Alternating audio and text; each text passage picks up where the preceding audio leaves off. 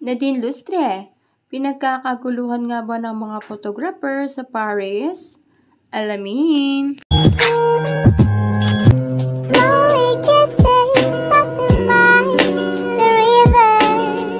Marami na naman nga sa ating GD fans ang sobrang na proud dito kay Nadine Lustre nang ipasilip nga sa atin ni Nadine Lustre ang kanyang naging model or kanyang photoshoot sa Paris na talaga namang kinatuwa na naman ng fans.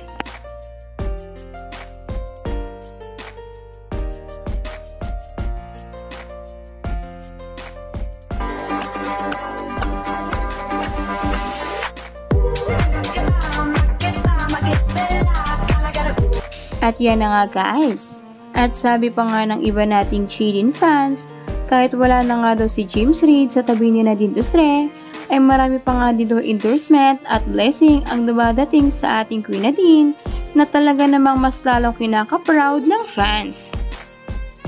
At ngayon nga guys, ay sobrang na-proud na naman nga at hindi nga makapaniwala ang ating Chidin fans sa kanilang nakita na bagong update nga dito sa ating Queen Nadine.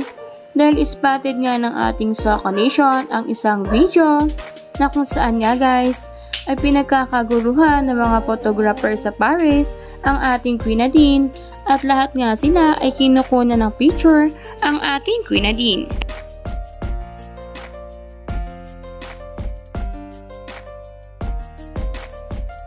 At ayan na nga guys.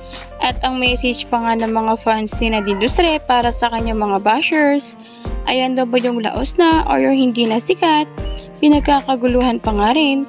At nakikita nyo nga sa video guys, maraming ang tao na nagkumukuha ng picture sa ating Queen Nadine.